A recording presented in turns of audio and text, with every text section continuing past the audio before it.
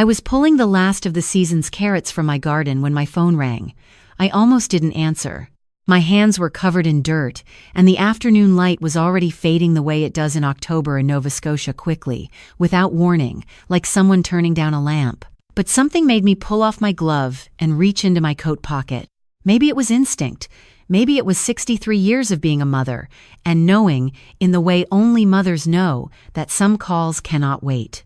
It was my son's neighbor, Patricia. Margaret. Her voice was strange, careful. The way a person speaks when they are choosing every word before releasing it. "Margaret, I think you need to come to Daniel's house. I found his wife in the driveway. She's on the ground. I've already called 911. I didn't ask questions. I dropped the carrots where I stood. The ambulance was still there when I pulled onto their street in Dartmouth. The red and white lights pulsed against the gray November sky, and I had to grip the steering wheel to keep my hands from shaking. I parked crookedly against the curb and ran, though my knees haven't forgiven me for it since. My daughter-in-law Simone was on a stretcher. She was 29 years old and 7 months pregnant, and she looked like something the storm had carried in and left behind. Her left eye was swollen, nearly shut. There was dried blood along her hairline.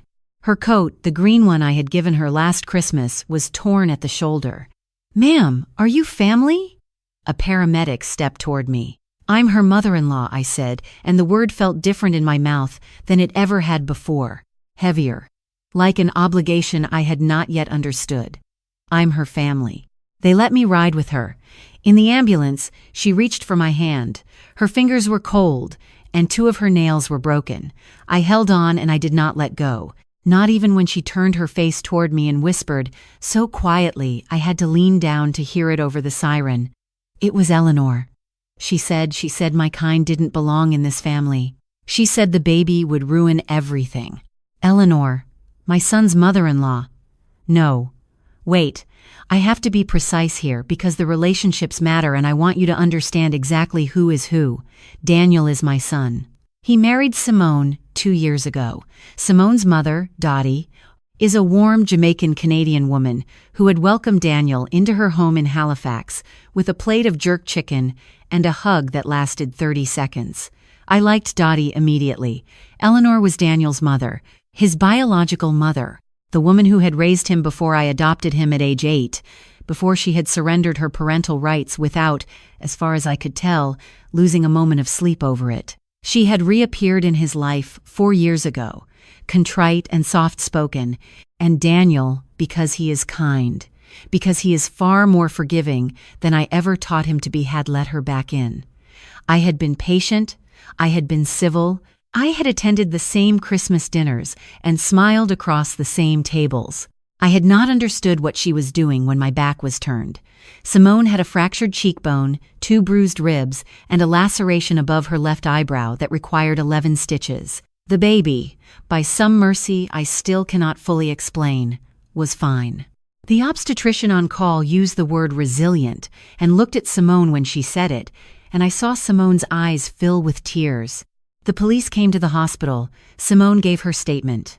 She told them that Eleanor had called her that morning, asking to meet, saying she wanted to make peace.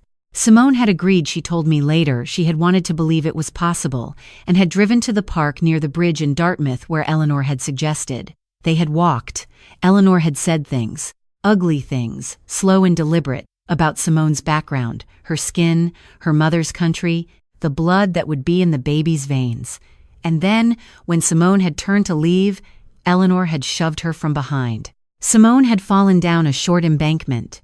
She had lain in the wet leaves for almost 20 minutes before she managed to crawl back up to the path where Patricia, walking her dog by chance, had found her. By chance. I have thought about that word many times since. By chance, Patricia had chosen that path. By chance, she had my number saved from a neighborhood barbecue 3 summers ago. By chance, my daughter-in-law was alive. Where was my son during all of this, you might wonder? I wondered too. Daniel had been in Moncton for work. He installs commercial HVAC systems, and sometimes the job takes him out of province for days at a time. Eleanor had known his schedule. She had chosen the morning deliberately. When I called him, he didn't answer. I left a voicemail that I kept controlled and factual because I did not yet trust what would come out of my mouth if I allowed myself to feel everything at once.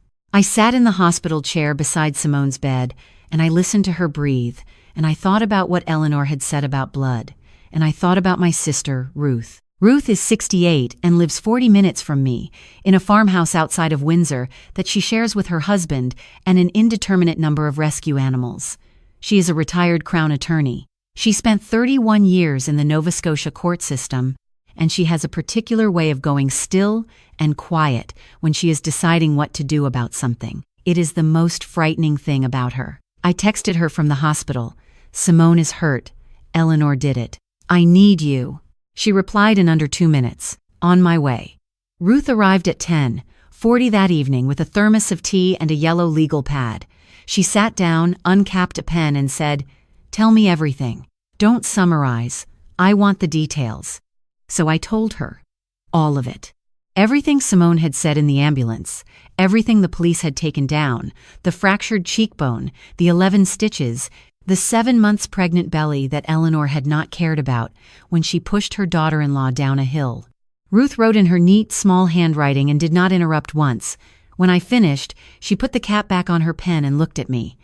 "The charge will likely be assault causing bodily harm," she said. "Possibly more, given the pregnancy. There's a victim surcharge, and if the Crown can establish that she lured Simone to that location under false pretenses, which the text messages will show, if Simone kept them, it strengthens the case considerably." She paused. "Did Simone keep the texts?" "I don't know." Ruth stood up. "I'm going to go talk to her." Simone had kept the texts. She had kept every text Eleanor had ever sent her, saved in a folder she had made 8 months ago. After the first time Eleanor had said something that frightened her, she showed Ruth the folder on her phone, and Ruth photographed each screen methodically from the beginning. There were 47 messages. Some were passive and coded comments about the neighborhood, about Simone's cooking, about how different their family would look at holidays now. Others were not coded at all. One, sent 6 weeks before the assault, read, "Your baby will never really belong here. Some things can't be changed, no matter how much you pretend." I read that message over Ruth's shoulder and I felt something go very quiet inside me. Not anger, exactly. Something colder and more purposeful than anger. My son called back at 11:15. I stepped into the hallway. "Mom, what happened? Your voicemail said Simone was in the hospital." "She is," I said. "She has a fractured cheekbone and 2 bruised ribs and 11 stitches, and she is 7 months pregnant, and your mother pushed her down an embankment in Dartmouth this morning." Silence. "My mother," he said finally, not a question. A recalibration. Eleanor called her to that park. She had been sending her threatening messages for months, Daniel. Simone kept them all. Another silence, longer this time. "I'm driving back tonight," he said. His voice was different now, flat and determined in a way I recognized. It was the voice of a person who has just put something down and is not going to pick it up again. "I'll be there by 2. "Drive carefully," I said. "She needs you here, but she needs you here in one piece." He arrived at 1:53. I know because I was awake, sitting in the chair, watching Simone sleep. He came through the door and went straight to her without looking at anything else in the room, and he sat on the edge of the bed and took her hand, and I quietly gathered my coat and my bag and went out into the hallway to give them privacy. I stood by the window and looked out at the parking lot and the dark water beyond it, and I thought about what Eleanor had said. Some things can't be changed. I thought about what she had meant by that. The blood, the ancestry, the Jamaican grandmother Simone talked about with such warmth, the woman who had raised Dottie, who had taught her to make the rice and peas that Simone had taught herself to make after she got married, who had died at 91, with her family around her and a clear conscience. I thought about what could not be changed, and I thought Eleanor was right about one thing, at least. Some things cannot be changed. Justice, for instance, has a way of finding its level regardless of what anyone would prefer. Ruth came and stood beside me. "She'll be charged," Ruth said. "The evidence is strong. With the texts and Patricia's witness statement and the medical records, a good Crown will have no difficulty." She looked at me sideways. "But that's not what you're thinking about." "No," I agreed. "What are you thinking about?" "I'm thinking about Eleanor's house," I said. Ruth raised an eyebrow. "Let me explain. 6 months before the assault, Eleanor had asked Daniel for money. A loan, she had called it $50,000, which she said she needed to cover debts from a failed investment. Daniel had told me about it in passing, the way adult children sometimes tell their parents things sideways, not asking for an opinion but not quite willing to carry it alone either. I had said, carefully, that he should think it through. He had said he was considering it. I had not pushed further, because I was trying to respect his autonomy and his complicated relationship with a woman I did not trust. 2 weeks after that conversation, Simone had told me privately that she and Daniel had disagreed about the money. She did not want to give it. She had looked at Eleanor's finances, at the so-called investment, and something had not added up. She had asked Daniel to wait. He had waited. Eleanor had not received the $50,000. 3 weeks after Eleanor did not receive the $50,000, the text messages had escalated. I thought about that sequence of events. I thought about it very carefully. What do you know about her financial situation? I asked Ruth. Nothing yet, Ruth said, with the small, composed smile of a woman who is about to find out. Ruth had contacts. 31 years in the Crown's office means you know people in places that the general public does not think about, and those people owe you small favors, and sometimes small favors yield very significant information. Within 48 hours, we knew the following. Eleanor's investment had not been a legitimate fund. She had given money to a man she had met online, a romance scam that had cost her nearly $80,000 over 2 years. She was behind on her mortgage. She had a line of credit she had not disclosed to anyone. The request for $50,000 from Daniel had not been a loan. It had been a lifeline. She had blamed Simone for the refusal. She had called Simone's influence over Daniel a corruption, a manipulation, an outsider coming in and poisoning a mother's relationship with her son. She had said this in the texts. She had said it to the police officer who arrested her, apparently in much the same language, because the officer had noted it in the report. There is a particular kind of cruelty that disguises itself as grievance, that tells itself it is owed something, that it has been cheated, that its suffering justifies the suffering it inflicts. I had seen it before, in smaller ways, at the edges of Eleanor's behavior, and I had told myself I was being uncharitable. I was not being uncharitable. The charges were filed, assault causing bodily harm. The district court in Dartmouth. The evidence was, as Ruth had said, strong. But before the legal process had run its course, something else happened, something smaller, and in some ways more important. Eleanor's sister, a woman named Cora who lived in Fredericton and had apparently been trying to manage Eleanor's behavior for years, called Daniel. She called him to apologize. Not on Eleanor's behalf. Eleanor, Cora said flatly, was not apologizing to anyone but on her own behalf, for not saying something sooner, for not warning him, for knowing, in the way families know things they do not say out loud, that Eleanor had been growing harder and bitterer and more dangerous for a long time. Daniel told me about the call. He was sitting at my kitchen table, which is where he always used to sit when something was weighing on him, back when he was a boy and had brought his troubles home from school. And it felt like that, like something much older than the last 2 years, she said Eleanor told her. When I was first born, that she didn't think she was capable of loving properly, Daniel said. She said it like it was a fact, like she'd taken stock and come up with an answer. I didn't say anything for a moment. Then I said, "Do you believe that excuses what she did?" "No," he said without hesitation. "No. I just wanted to understand it." "That's reasonable," I said. "Understanding something and excusing it are two different things." He nodded. He turned his coffee cup in a circle on the table, and then he said, "I should have listened when Simone was worried. I wanted to believe Eleanor had changed. I put that hope above what Simone was telling me." "Yes," I said, because he already knew it, and he didn't need me to soften it for him. "But you can't undo that. You can only decide what you do now." "I know what I do now," he said.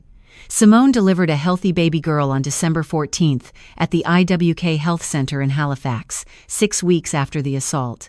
She was born at 6 pounds 4 ounces, with a head full of dark curls and an expression, even in those first minutes, of considerable skepticism about the world she had arrived in. They named her Vivienne, Dottie Vivienne, after no one in particular, Dottie for her grandmother, who arrived from Halifax with 2 suitcases and a slow cooker and stayed for 6 weeks and became, in those 6 weeks, my favorite person in Nova Scotia. Dottie and I sat on my porch one evening in January, which is not a sensible thing to do in Nova Scotia in January, but we had blankets and hot tea and we had decided it was worth it. The stars were extraordinary, the way they are when the temperature drops and the air goes clear. "She's going to be all right," Dottie said. She wasn't talking about the baby. "She is," I agreed. "Simone is stronger than she looks," Dottie said. "She gets that from her grandmother. From back home." She paused. "People who try to make someone ashamed of where they come from, they don't understand what they're dealing with. That history isn't a weakness. It goes the other way." I thought about Eleanor's texts. "Your baby will never really belong here." I thought about little Vivienne Dottie, 6 pounds 4 ounces, with her dark curls and her skeptical expression, belonging absolutely and completely to everyone who loved her. "No," I said, "it goes the other way entirely." Eleanor pleaded guilty in March. The proceeding was straightforward. She received a sentence that included probation, mandatory counseling, and a no-contact order that covered Simone, Daniel, and Vivienne, until Vivienne turned 5.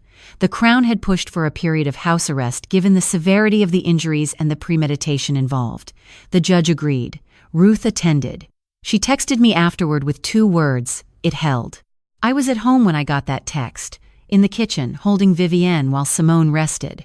The baby was awake, looking up at me with the focused curiosity of someone who has recently arrived somewhere and is still taking stock of the situation. I told her, quietly, that everything was going to be fine, that she came from strong people on every side, that the woman who had tried to diminish her before she was even born had not succeeded and would not succeed, because that is not how this family works. Vivienne considered this information. Then she made a small sound and grabbed my finger with her entire fist, with the absolute confidence of someone who knows exactly where she belongs. I called Ruth. "Thank you," I said, "for all of it." "That's what sisters are for," she said. And then she asked when I was making dinner because she was 40 minutes away and it was already past 5, and I told her to come over, and she did, and Dottie was there, and Daniel, and Simone on the sofa with Vivienne on her chest, and someone found a playlist on their phone, and somebody opened a bottle of Tidal Bay from the winery up the valley, and the kitchen was warm and loud and full. I stood at the counter for a moment, and I looked at all of them. This family that had tried to be broken and had not broken, and I thought about what endures and what doesn't, and which things are truly in the blood.